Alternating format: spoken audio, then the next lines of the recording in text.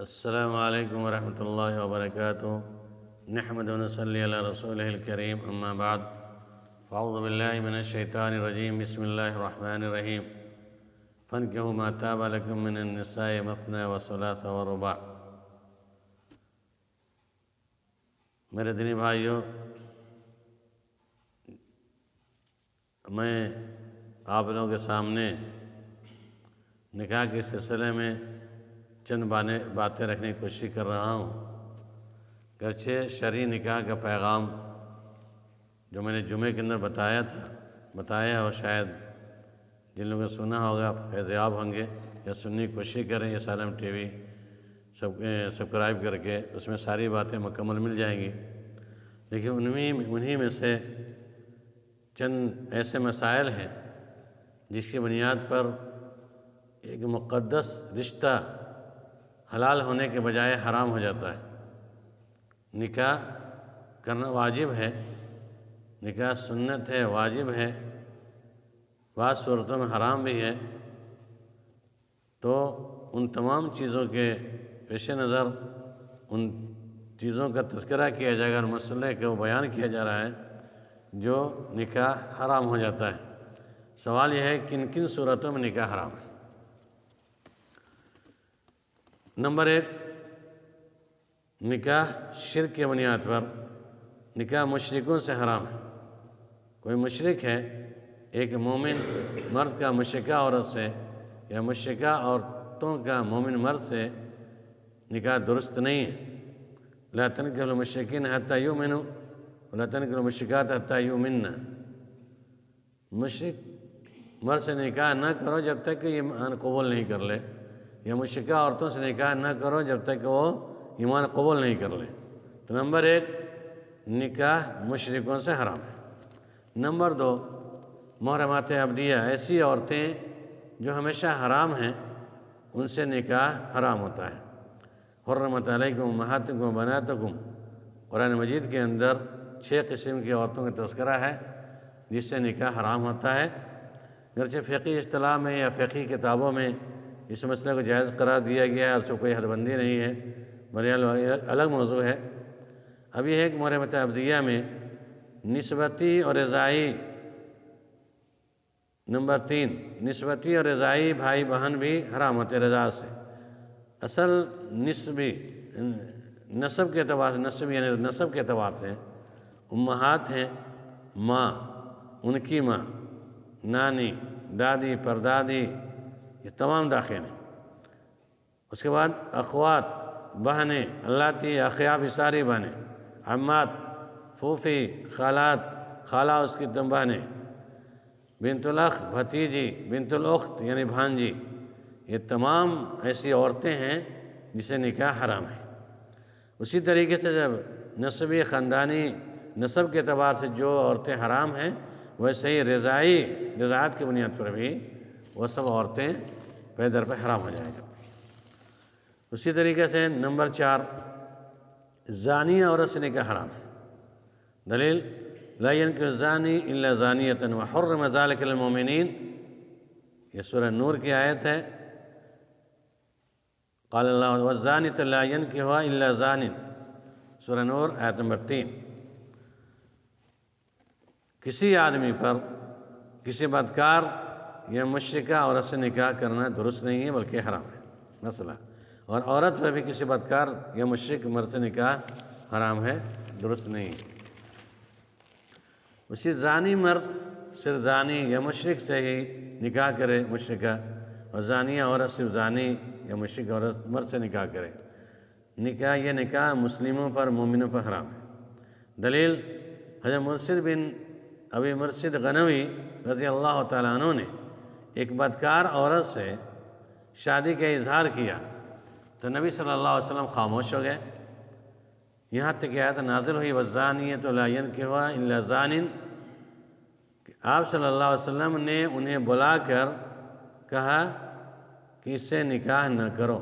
یہ صحیح ابو داؤد 1806 کتاب نکاح، یعنی یہ صحابی رسول کا کسی بدکار عورت سے شادی کرنے کا ارادہ بن گیا تو آپ صلی اللہ علیہ وسلم سے سوال کیا کہ اللہ کے نبی صلی اللہ علیہ وسلم، میں فلاں عورت سے شادی کرنا چاہتا ہوں گرچہ وہ بدکار ہے، زانیہ ہے۔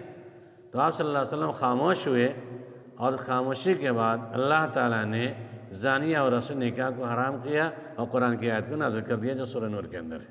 اور یہ حدیث، یہ روایت ابو مرشد کا واقعہ جو ہے ابو داؤد کے اندر 1806 کے اندر ہے۔ دوسری دلیل ابو ہریرہ رضی اللہ تعالیٰ عنہ سے مروی ہے کہ رسول اللہ صلی اللہ علیہ وسلم نے فرمایا کہ ایسا زانی جسے کوڑے لگے ہوں صرف اپنے جیسے زانی سے ہی وہ نکاح کرے۔ اب سوال پیدا ہوتا ہے، اگر ایسے مرد سے نکاح ہو جاتا ہے تو کیا کرے؟ تو جواب، اگر ایسے مرد سے کسی عورت کا نکاح ہو جاتا ہے جو زانیہ ہے تو اس کو علیحدگی اختیار کر لینی چاہیے، اللہ کہ وہ توبہ کر لے، پھر آئندہ دونوں اتفاق کر لیں تو اللہ مسئلہ توبہ کی بنیاد پر اللہ تعالیٰ گناہ کو معاف کر دے، لیکن اس کا چال چلن ویسے ہی رہتا ہے تو ایسے کو طلاق دینا ہی بہتر ہے۔ نمبر 5، جمع بین الاختین کا مسئلہ ہے، دو بہنوں کو ایک ساتھ رکھ کر کے نکاح میں رکھنا حرام ہے۔ لا تجمع بین الاختین، تم دو بہنوں کو اکٹھے جمع نہ کرو، یعنی بیوی ہے، ایک بہن سے شادی ہوئی پھر دوسری بہن سے شادی کر لیا، دو بہنوں کو ایک نکاح میں آدمی نہیں رکھ سکتا ہے۔ اسی نمبر 6، متع حرام ہے، یعنی چند سالوں یا چند دنوں کے لیے نکاح کر لینا، مثلا باہر گئے بدیش کے اندر، وہاں خواہشات نفسانی کی تکمیل کے لیے ضرورت ہے، انسان کی ضرورت پوری کرنی واجب ہے، اب وہاں پر بیوی نہیں ہے، اب کوئی شخص چاہے کہ ہم سال 2 سال کے لیے کسی عورت سے وہاں شادی کر لیں اور پھر ہم انڈیا جائیں یا دوسرے ملک میں چلے جائیں اپنے گھر، پھر اس کو طلاق دے دیں، چھوڑ دیں، تو یہ ہے نکاح متع جو جائز نہیں ہے، اور شیعوں کے یہاں متع جائز ہے، اہل حدیث کے یہاں جائز نہیں ہے، قرآن حدیث پر عمل کرنے والوں کے یہاں نہیں۔ اسے بے نمازی کے ساتھ، نمبر 7، بے نمازی سے بھی رشتہ درست نہیں ہے، فتاوی ابن باز اور ان کے حوالے سے، کیونکہ بے نمازی کافر ہے اور کافر کا نکاح مومن سے نہیں ہو سکتا ہے، یا مومن کا نکاح کافرہ سے نہیں ہو سکتا ہے۔ اہم مسئلہ نمبر 8، نکاح شگار، تبادلہ کے ساتھ، یعنی ہم اپنی بیٹی دیں گے اور آپ اپنی بیٹی دیں، میرے پاس بیٹا ہے اور آپ کے پاس بیٹا ہے، تو آپ کے بیٹے سے ہم اپنی بیٹی کی شادی کرتے ہیں اور آپ اپنی بیٹی کی شادی ہمارے بیٹے سے کر دیجئے، یہ تبادلہ ہے، اور یہ تبادلہ شرط جو ہے یہ ممنوع ہے، جس کو نکاح شگار کہتے ہیں، بدلہ بدلی کرنا، تبادلے کے ساتھ اس فعل کو انجام دینا یہ حرام ہے، ایسا نکاح حرام ہے، کیونکہ اللہ کے نبی صلی اللہ علیہ وسلم نے کہا لا شگار فی الاسلام، اسلام میں شگار نہیں ہے۔ دوسری حدیث یہ مسلم شریف کی روایت ہے، لا شگار فی الاسلام 1415، اور نہا عن الشگار بخاری شریف کی روایت ہے 5112، اللہ کے نبی صلی اللہ علیہ وسلم نے منع کیا شگار سے۔ ہر ایسا نکاح شگار ہے جس میں ایک عورت کے بدلے دوسری عورت کے نکاح کی شرط ہو، خواہ اس میں مہر، حق مہر ہو یا نہ ہو، کیونکہ روایت آتی ہے لا شگار فی الاسلام لیس بینہما صداق، اسلام میں شگار نہیں ہے، اور اس لیے کہ اس کے درمیان کوئی مہر نہ ہو۔ بعض لوگوں نے کہا کہ مہر متعین کر دی جاتی ہے تو یہ نکاح جائز ہے، اور مہر متعین نہیں ہو، صرف تبادلہ شرط ہو کہ ہم اپنی بیٹی دیں گے، اپنی بیٹی دے دیجیے، اور اس میں کوئی مہر متعین نہیں ہو تو یہ نکاح حرام ہوتا ہے۔ لیکن اگر مہر متعین ہو جاتی ہے اور لڑکیاں بدلہ بدلی کرتے ہیں تو یہ نکاح جائز ہے، بعض لوگوں کا یہ کہنا ہے اس حدیث کی بنیاد پر۔ لیکن اس کے برعکس ہم دیکھتے ہیں دوسری روایتوں کو بھی، کیونکہ اصل نکاح شگار کے اندر شرط جو ہوا کرتی ہے لڑکی کے تبادلہ کا، اور بغیر مہر دین کے تو رشتہ حلال ہی نہیں ہوگا، یہ الگ موضوع ہے۔ اب یہ ہے کہ تبادلہ کی اہم شرط ہے، اور جس سے نقصانات بھی سماج میں آتے ہیں اس کو دیکھنا ہے۔ اس کے رہتے ہوئے اب یہ دلیل کوئی ایسی ہے کہ لا صداقہ بینہما ہو کے خلاف مہر، درمیان میں سے مہر نہ ہو، اس کے علاوہ مہر دیے ہوئے نکاح کو بھی شگار کہا جائے اور اس کو فسخ قرار دیا گیا ہو، کوئی اس کے بعد دلیل ہے؟ سوال کرنے والے کرتے ہیں کہ آپ بتائیے کہ جس نکاح شگار کو منع کرتے ہیں تو اللہ کے نبی نے جو منع کیا تھا اس میں مہر متعین نہیں تھا، اگر ہم متعین مہر کر دیتے ہیں تو یہ شگار نہیں ہوتا ہے۔ اگر آپ کہتے ہیں شگار جائز نہیں ہے تو مہر کے ساتھ ادائیگی مہر کے کرنے کے بعد اس طرح کی شادیاں ہوئی ہو، اللہ کے نبی نے منع کیا ہو، یا اس کو فسخ قرار دیا ہو تو کوئی دلیل چاہیے۔ اس سلسلے میں ہم دیکھتے ہیں کہ ایک مرتبہ دلیل ہے، حضرت ابن عباس رضی اللہ تعالیٰ عنہ، عباس بن عبداللہ بن عباس نے عبد الرحمن بن حکم سے اپنی بیٹی کا نکاح کیا، عبد الرحمن نے اس سے اپنی بیٹی کا نکاح کیا، دونوں نے اس کے حق مہر مقرر کیا تھا۔ حضرت معاویہ بن سفیان نے مروان بن حکم کی طرف ایک مکتوب کے ذریعے دونوں کے درمیان جدائی کروا دی، اور راوی کہتا ہے اس میں یہ بھی لکھا ہوا تھا حاجہ شگار الذی نہا عنہ رسول اللہ صلی اللہ علیہ وسلم، یہی وہ نکاح شگار ہیں جسے رسول اللہ صلی اللہ علیہ وسلم نے منع کیا تھا۔ یعنی کہ عبد الرحمن بن حکم کی جو شادی ہوئی تو اس میں دونوں کے درمیان مہر متعین تھا، اور اس کے باوجود بھی معاویہ بن سفیان رضی اللہ تعالیٰ عنہ نے مروان بن حکم کو پیغام لکھا کہ عبد الرحمن اور عباس بن عبداللہ بن عباس کے رشتوں کو فسخ کرا دیا جائے کیونکہ یہ شگار ہیں، اور آپ نے یہ بھی لکھا کہ حاجہ شگار الذی نہا عنہ، یہی وہ شگار جسے اللہ کے نبی صلی اللہ علیہ وسلم نے منع کیا ہے۔ یہ دلیل ہے، صحیح ابو داؤد کی روایت ہے 1826 کتاب النکاح۔ تو لہذا نکاح شگار بھی درست نہیں ہے، اس سے بچنے کی ضرورت ہے، گرچہ سماج میں عمل ہے، احتراز لازم ہے۔ اسی طریقے سے نمبر 9، ولی کی اجازت کے بغیر نکاح حرام ہوتا ہے۔ مثلا لڑکا لڑکی نے پیار محبت کے ذریعے اپنا رشتہ طے کر لیا اور ولی کو پتہ ہی نہیں ہے، گھر سے بھاگ کر چلا گیا کہیں، جانے کے بعد کورٹ میرج کر لیتا ہے اور ولی وہاں پر نہیں ہوتا ہے، تو یہ نکاح بھی حرام ہوتا ہے، کیونکہ اللہ کے نبی صلی اللہ علیہ وسلم نے کہا لا نکاح الا بولی، نکاح بغیر ولی کے درست نہیں ہے۔ جو شخص بھی بغیر ولی کے نکاح کرتا ہے یا کرتی ہے فنکاح ہوا باطل، فنکاح ہوا باطل، اس کا نکاح باطل ہے، اس کا باطل ہے، باطل ہے، 3 مرتبہ آپ نے کہا۔ بہرحال بغیر ولی کے کوئی شخص نکاح کرتا ہے یا کرتی ہے تو نکاح باطل ہوتا ہے۔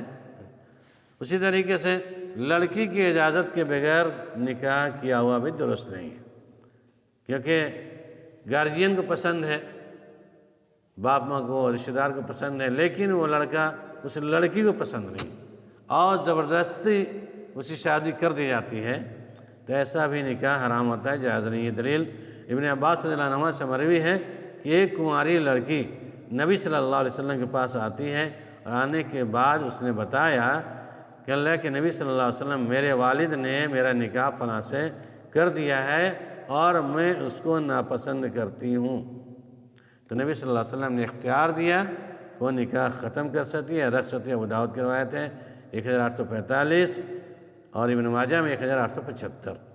تو اس اعتبار سے لڑکی کی رضامندی لازم ہے، باقرہ ہے تو اجازت اسے لی جائے گی اور اس کی اجازت، اس کی خاموشی ہوگی، کسی لڑکے کو دکھایا جائے، بتایا جائے اور اس کو مکمل سامنے بیٹھا کر دکھا دیا جائے، یہ مسئلہ ہے دکھنے دکھانے کا۔